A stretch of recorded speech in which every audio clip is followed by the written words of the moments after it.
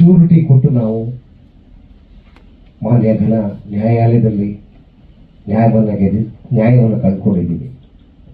So 4 ಕೋಟಿ ಕೊಡೋರಿಗೆ 6 ಕೋಟಿ ದೊಡ್ಡದಾಗಲ್ಲ sir. So 15 ಕೋಟಿ ಬಂಡವಾಳ ಹಾಕಿದವ್ರಿಗೆ ಯಾವ ಕೋಟಿಗಳು ದೊಡ್ಡದಾಗಲ್ಲ ಸರ್. ಯಾಕೆಂದರೆ ನ್ಯಾಯಯುತವಾಗಿ ಅತ್ಯುತ್ತಮವಾದ ಒಂದು ಸಿನಿಮಾ ಮಾಡಬೇಕು ಅಂತ ನಿಂತಿರೋ ನಮ್ಮ ತಂಡ ಯಾರಿಗೂ ದುಡ್ಡು ಕೊಡದೆ ಆಗಿದೆ. ನಮಗೂ ಕಷ್ಟ ಇದೆ. ಕೋಟ್ಯಾಂತರ ರೂಪಾಯಿ ಬಂಡವಾಳ ಹಾಕಿ ಸಿನಿಮಾ ಮಾಡೋದು ಅಷ್ಟು ಸುಲಭದ ಕೆಲಸ ಇರಲ್ಲ. ನನಗೊಂದು ಗೊತ್ತಿತ್ತು, ಸಿನಿಮಾ ಶುರು ಮಾಡೋದಾಗಲೇ ಸಂಜು ವೆಡ್ಸ್ ಗೀತಾ ನಾವು ಟೈಟಲ್ ಮುಟ್ಟೋದು ಬಹಳ ಕಷ್ಟ ಅಂತ. ಯಾಕೆಂದರೆ ಈ ಸಿನಿಮಾನ ಇನ್ನೊಂದ್ಸರಿ ನಾನು ಅನುಭವಿಸಿದ್ದೀನಿ. ಬೀದಿಲಿ ದುಡ್ಡುಗೋಸ್ಕರ ನಿಂತಿದ್ದೀನಿ. ಅದರ ಅನುಭವ, ಅದರ ಕರಾಳ ದಿನಗಳು ನನಗೆ ಸಾಕಷ್ಟು ನೆನಪಿದೆ. ಆದರೆ ಅದು ಕೊಟ್ಟ ಸಕ್ಸಸ್ಸು ನಾನು ಯಾವತ್ತೂ ಮರೆಯೋಕ್ಕಾಗಲ್ಲ. ನನ್ನ ಕರಾಳ ದಿನಗಳನ್ನ ನಾನು ಮರಿಬೋದು. ಜನ ನಮಗೆ ಕೊಟ್ಟ ಸಂಜು ವೆಡ್ಸ್ ಗೀತಾ ಸಕ್ಸಸ್ನ ಯಾವತ್ತೂ ಮರೆಯೋಕ್ಕಾಗಲ್ಲ. ಈ ಮಾತನ್ನ ಯಾಕೆ ಹೇಳ್ತೀನಿ ಅಂದರೆ, ಸಂಜು ವೆಡ್ಸ್ ಗೀತಾ ಅನ್ನೋ ಟೈಟ್ಲು ಆಗಿದೆ. ನೀವಿಲ್ಲೆಲ್ಲರೂ ದೊಡ್ಡವರಿದ್ದೀರಿ, ಬುದ್ಧಿವಂತರಿದ್ದೀರಿ. ನಿಮ್ಮ ಅಕ್ಕನ ಮದುವೆನೋ, ತಂಗಿ ಮದುವೆನೋ, ಮಗಳ ಮದುವೆನೋ ಮಾಡಿರ್ತೀರಿ. ಒಂದು ಮದುವೆ ಮಾಡೋದಕ್ಕೆ ಎಷ್ಟು ವಿಘ್ನ ಬರುತ್ತೆ, ಎಷ್ಟು ಕಷ್ಟ ಬರುತ್ತೆ, ಅಷ್ಟೇ ಕಷ್ಟ ಈ ಟೈಟ್ಲ್ ಇಟ್ಕೊಂಡ್ರೆ ಬರುತ್ತೆ ಅನ್ನೋದು ನನಗೆ ಗೊತ್ತಿತ್ತು. ಸೊ ಅಷ್ಟು ಕಷ್ಟಗಳನ್ನು ಮೀರಿ ಕೊನೆ ಕ್ಷಣ ತಾಳಿ ಕಟ್ಟೋವರೆಗೂ ಕಷ್ಟ ಬರುತ್ತೆ. ಅಷ್ಟು ಕಷ್ಟಗಳನ್ನು ಮೀರಿ ನಾವು ರಿಲೀಸ್ ಮಾಡಿದ್ದೀವಿ.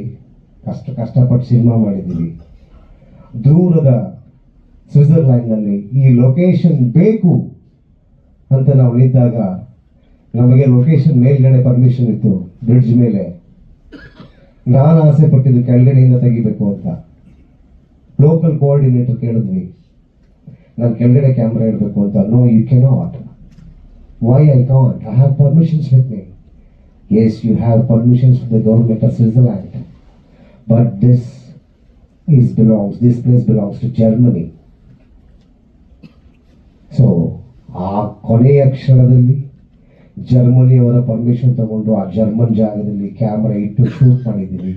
ಇದು ತಾಳಿ ಕಟ್ಟುವ ಕೊನೆಯ ಕ್ಷಣಗಳಲ್ಲಿ ಏನಾಗುತ್ತೆ ಅನ್ನೋದನ್ನು ನಾವು ಇಮ್ಯಾಜಿನ್ ಮಾಡಿದ್ವಿ. ಆದರೆ ನಮ್ಮ ಇಮ್ಯಾಜಿನೇಷನ್ಗೆ ಮೀರಿ ಕೆಲವೊಂದಷ್ಟು ನಡೀತವೆ. ಅದನ್ನು ಫೇಸ್ ಮಾಡೋದಕ್ಕೆ ನಾವು ಯಾವತ್ತೂ ರೆಡಿ ಇರ್ತೀವಿ. ನಾವು ಯಾವತ್ತೂ ಯಾವುದಕ್ಕೂ ಎದುರೋಗಲ್ಲ. ನಾನು ಈ ಮುಂಚೆನೂ ಹೇಳಿದ್ದೀನಿ, ಹಸುವಿನ ವಿರುದ್ಧ ಹೋರಾಟ ಮಾಡಿರೋರಿಗೆ ಇದು ಯಾವುದೂ ದೊಡ್ಡದಲ್ಲ.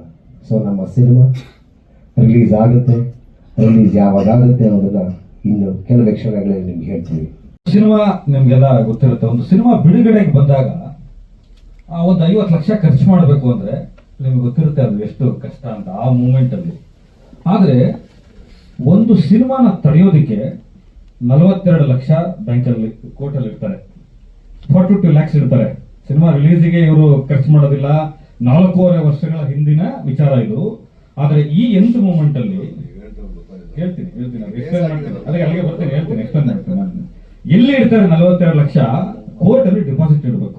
ನೀವು ಯಾವುದೇ ಒಂದು ಸಿನಿಮಾನ ಸ್ಟೇ ತರಬೇಕು, ಇನ್ನೊಬ್ಬರ ಮೇಲೆ ಡೆಫರ್ಮೇಷನ್ ಆಗಬೇಕು, ಯಾವುದೇ ಸ್ಟೇ ಮಾಡಬೇಕು ಅಂದ್ರೆ ಅಲ್ಲಿ ದುಡ್ಡು ಕಟ್ಟಬೇಕು, ರಿಕವರಿ ಸೂಟ್ ಹಾಕ್ಬೇಕು.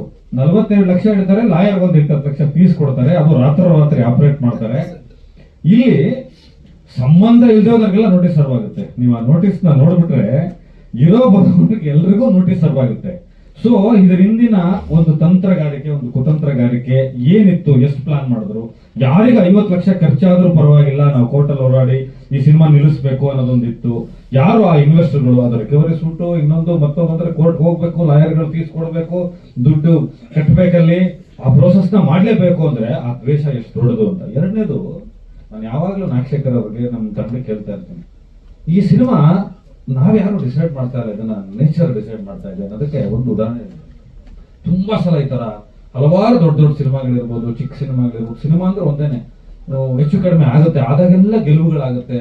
ಏನೋ ಒಂದು ನೇಚರ್, ಪ್ರಕೃತಿ ಕೊಡುತ್ತೆ. ಸಿನಿಮಾನೇ ಪ್ರಕೃತಿ. ಶಿಡ್ಲಘಟ್ಟದಲ್ಲಿ ಶೂಟ್ ಮಾಡುವಾಗ ರೋಲರ್ಸ್ಗೆ ಒಬ್ಬರದು ಕೈ ಹೋಗ್ಬಿಡ್ಬೇಕಾಗಿತ್ತು. ಏನು ಇಮಿಡಿಯೇಟ್ ಕರೆಂಟ್ ಹೋಯ್ತು. ಆ ಮಾರುಕಟ್ಟೆನ ಹೊಡೆದಾಕಿದ್ರು. ಚಿಕ್ಕದೊಂದು 6 ಬಿಲ್ಡಿಂಗ್ ಹೊಡೆದಾಕಿದ್ರು. ಸ್ವಿಟ್ಜರ್ಲ್ಯಾಂಡ್ ಅಲ್ಲೇ ನಾನು ನಾಗಶೇಖರ್ ಅವ್ರಿಗೆ ಜ್ಞಾಪಿಸ್ತೀನಿ, ರಚಿತಾ ರಾಮ್ ಅವರು ಬೇರೆ ವೆಹಿಕಲ್ ಅಲ್ಲಿ ಬರೋರು, ನಮ್ದೆಲ್ಲ ಟೀಮ್ ಕಾನ್ವೆ ಬೇರೆ ಹೋಗೋದು. ಅಲ್ಲಿ ಶಕ್ತಿ ಅಂತ ಒಬ್ರು ಇರ್ತಾರೆ, ನಮ್ಮನ್ನ ಇಂಟರ್ನ್ಯಾಷನಲ್ ಟ್ರಿಪ್ ಮಾಡಿಸಿರ್ತಾರೆ, ಶೂಟಿಂಗ್ ನ ಮ್ಯಾನೇಜ್ ಮಾಡೋರು ಇರ್ತಾರೆ. ರಚಿತಾ ರಾಮ್ ಅವ್ರು ಕಳೆದೋಗ್ಬಿಟ್ಟಿದ್ರು. ಇಡೀ ಅರ್ಧ ದಿನ ಹುಡುಕದೇ ಆಗೋಯ್ತು.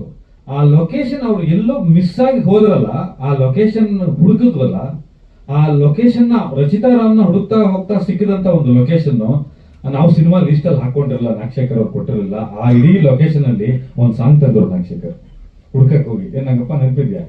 ನಾನು ಯಾವಾಗ್ಲೂ ಹೇಳ್ತಾ ಇದ್ದೆ, ಈ ಒಂದಿನ ರಾತ್ರಿ ಹೇಳ್ಬಿಟ್ರು ಕಸ್ತೂರಿ ನಿವಾಸದಲ್ಲಿ ರಾಜಣ್ಣ ಅವರು ಬರ್ಬೇಕು ಅದೊಂದು ಶಾರ್ಟ್ ಅಂತ ಅಂದ.